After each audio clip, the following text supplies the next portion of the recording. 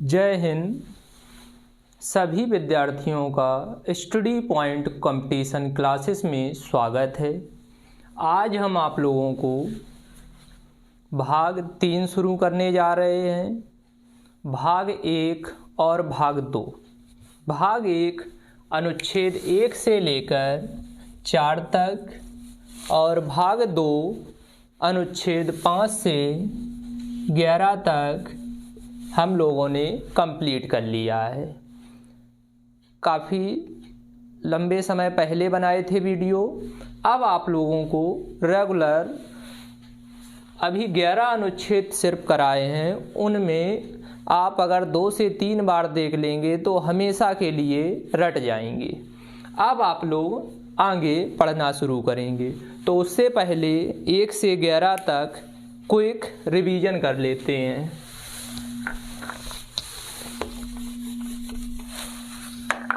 अनुच्छेद 1 में बताया था भारत राज्यों का एक संघ है। संघ का मतलब यूनियन, क्योंकि अमेरिका भी संघ है हिंदी में बात करें, जबकि वो फेडरल है।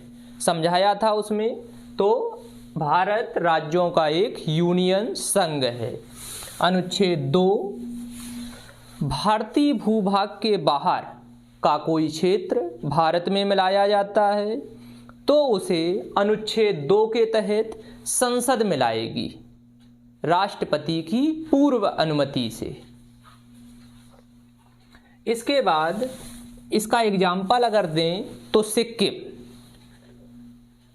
सिक्किम को 16 मई 1975 को 36वां संविधान संशोधन के तहत भारत में मिलाया गया।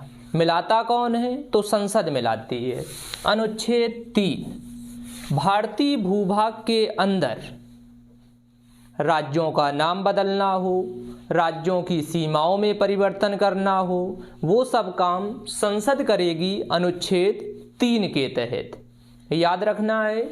अनुच्छेद 4 में बताया था अनुच्छेद 2 और 3 में जो भी संसद संशोधन करेगी, राज्य मिलाएगी, राज्य का नाम बदलेगी, वो सबको अनुच्छेद 368 में याद होगा संविधान संशोधन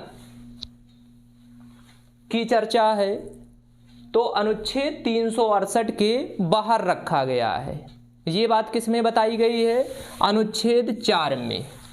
अब 368 से बाहर रखने का मतलब डिटेल से हमने उस वीडियो में समझाया है, उसे देख लेना है। इसके बाद आ जाता है अनुच्छेद 5।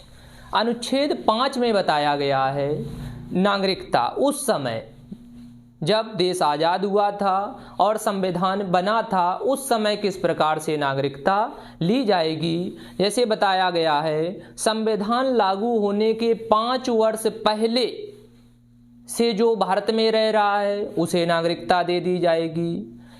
उसका जन्म भारत में, मतलब किसी व्यक्ति का जन्म भारत में हुआ है तो उसको नागरिकता मिल जाएगी। उसके माता पिता का जन्म भारत में हुआ है तो उसे भी नागरिकता मिल जाएगी। आगे समझते हैं 6 में बताया गया है पाकिस्तान से भारत आए लोगों को। ये सब उस समय का है जब संविधान बना और देश आज़ाद हुआ था। उस समय कहा गया पाकिस्तान से भारत आए लोगों को नागरिकता दी जाएगी। उस वीडियो में हमने डेट सहित आप लोगों को बताया है, उसे देखना है। 7 में कहा गया है भारत से पाकिस्तान गए, जब बंटवारा हो रहा था, भारत से पाकिस्तान गए फिर वापस आए लोगों को नागरिकता। इसके बाद 8 में बताया गया है भारत के बाहर कोई पर्सन, बच्चा रह रहा है अगर उसके माता पिता भारतीय हैं। ये उस समय इसलिए बनाया गया था कि उस समय आज़ादी के समय बहुत सारे अपने सेना नायक बाहर रह रहे थे, देश के बाहर थे, वहाँ शायद शादी करने के बाद वहीं रह रहे हैं, तो वहाँ पर जो बच्चे का जन्म हो रहा है उसको भारत की नागरिकता इस आधार पे मिलेगी क्योंकि वो भारत के, उसके माता पिता भारतीय हैं। इसके बाद 9, अनुच्छेद 9 में बताया था अगर कोई विदेशी नागरिकता ले लेता है तो उसकी भारत की नागरिकता समाप्त कर दी जाएगी। इसको एग्जाम्पल से ही समझाया है, देख लेना है वीडियो। 10 में बताया है आपकी नागरिकता बनी रहेगी जब तक आप कोई देश विरोधी या संसद जैसे कानूनों का उल्लंघन ना करें जो संसद ने बनाए हैं, तो आपकी नागरिकता नॉर्मली कोई नहीं छीन सकता है। 11 अनुच्छेद में बताया था 11 में बताया था नागरिकता पर कानून संसद बनाएगी। अभी जो 5 से 10 तक पढ़े इसमें 9 महत्वपूर्ण है और 10 में, और बाकी सब उसी समय के लिए बनाए गए थे। बाकी 11 में कह दिया गया था आगे चलकर नागरिकता पर कानून संसद बनाएगी। इसे याद रखना है। फिर हमने उसी में समझाया है नागरिकता अधिनियम 1955, पहली बार नागरिकता पर 1955 में संसद ने कानून बनाया। उसकी बार 6 बार संशोधन हुआ। 5 प्रकार से नागरिकता देश में ली जा सकती है, 2-3 प्रकार से उसे आप गंवा सकते हैं। तो ये सारी चीज़ें हमने उसमें समझाई हैं, तो उसे देख लेना है। ये तो हो गया रिवीजन। अब हम आगे बढ़ते हैं।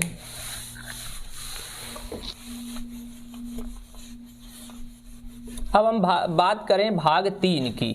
भाग 3 में आप लोगों को फंडामेंटल राइट्स, मूल या मौलिक अधिकार, मूल अधिकार कहो या मौलिक अधिकार एक ही बात है, इसकी चर्चा दी गई है। बहुत ही महत्वपूर्ण है। अपन लोगों को जो आज़ादी मिली हुई है वो इन्हीं के द्वारा मिली हुई है। तो आज हम शुरू करते हैं मूल या मौलिक अधिकार। इनकी चर्चा संविधान के भाग 3 और अनुच्छेद की बात करें तो 12 से 36 तक है। आज हम बात करेंगे अनुच्छेद 12 और 13 के बारे में। आप लोगों ने पढ़े होंगे लेकिन इन्हें आसान भाषा में समझाएंगे कि कभी भूलेंगे नहीं। तो अनुच्छेद 12 में कहा गया है मौलिक अधिकार को परिभाषित किया गया है। अब वो किस प्रकार से परिभाषित किया गया है? इसे स्टेट राज्य के रूप में परिभाषित किया गया है। अब इसे समझते हैं आसान भाषा में। केंद्र सरकार जो है, राज्य सरकार, केंद्र सरकार, राज्य सरकार, स्थानीय निकाय। केंद्र सरकार अपनी सेंट्रल गवर्नमेंट काम कर रही है, राज्य सरकार स्टेट गवर्नमेंट, स्थानीय निकाय मतलब लोकल बॉडी। अगर बात करें कस्बों में और नगर पालिकाएं हो गई, नगर निगम हो गए, गांव वगैरह में पंचायतें हो गई, इस प्रकार की सरकारें ऊपर से नीचे तक काम कर रही हैं।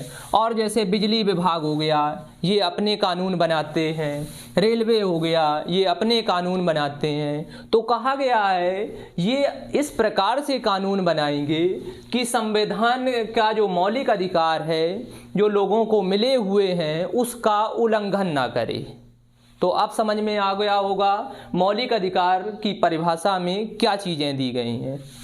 Central government, state government, local authority, local government, बिजली विभाग हो गए, रेलवे हो गए, ये सब अपने इस प्रकार के कानून बनाएंगे कि लोगों के मौलिक अधिकारों का हनन ना हो। तो याद रखना है इस प्रकार से। आगे देखते हैं अनुच्छेद 13, अल्पीकरण, डेगोरेशन मतलब पतन, असंगत। इसे समझते हैं। अनुच्छेद 13 में क्या बताया गया है, बहुत महत्वपूर्ण है। संविधान लागू होने से पहले, इन्हें आपको लिख लेना है कॉपी में। संविधान लागू होने के पहले मतलब 26 जनवरी 1950, 26 जनवरी 1950 से पहले, 26 जनवरी 1950 से पहले जो कानून चल रहे हैं, चलते आ रहे हैं, जैसे पर्सनल लॉ हो गए और भी हिंदू कानून हैं कई, तो जो चलते आ रहे हैं और संविधान लागू होने के बाद मतलब 26 जनवरी 1950 के बाद कोई देश में ऐसा कानून नहीं बनाया जाएगा जिससे मौलिक अधिकार का हनन हो, जिससे मौलिक अधिकार का हनन हो। तो ये बात 13 में कही गई है कि कोई ना तो पहले का कानून अगर पहले से चलता आ रहा है तो उसे समाप्त कर दिया जाएगा। जैसे एक 3 तलाक में एक था तलाक बिद्दत, 3 तलाक में भी अलग अलग हैं, तो उसमें एक जो तलाक बिद्दत था वो मौलिक अधिकार का हनन करता था। तो आपको याद होगा अभी उसे संसद द्वारा निरस्त किया गया है। अब उस पर कार्रवाई भी होगी, जेल भी होगी जो उसका उल्लंघन करेगा।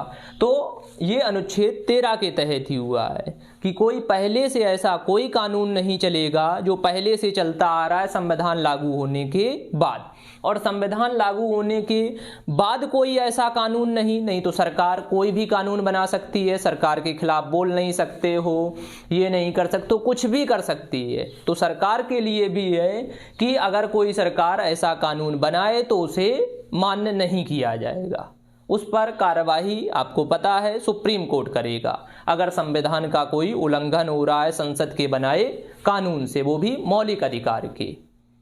तो मौलिक अधिकार का रक्षक कौन है? सुप्रीम कोर्ट और हाई कोर्ट। याद रखना है, आप सुप्रीम कोर्ट से अगर आपके मौलिक अधिकार का हनन हो रहा है आप सीधे सुप्रीम कोर्ट जा सकते हैं। तो आपको याद रखना है संविधान लागू होने के पहले और संविधान लागू होने के बाद कोई देश में ऐसा कानून नहीं बना, पहले का होगा तो खत्म हो जाएगा, बाद में तो कोई बनेगा ही नहीं। तो ये 2 अनुच्छेद आज समझाए, पहले का रिवीजन करा दिया। अब नेक्स्ट वीडियो में आपको लगभग 14 से 18 तक आपको 1 से लगा के 395 तक आसान भाषा में पूरे उनके जो का खा गा हैं लगभग 470-80 तक हो गए हैं, एक एक करके सब आसान तरीके से समझाएंगे। तो आज के लिए इतना ही, धन्यवाद।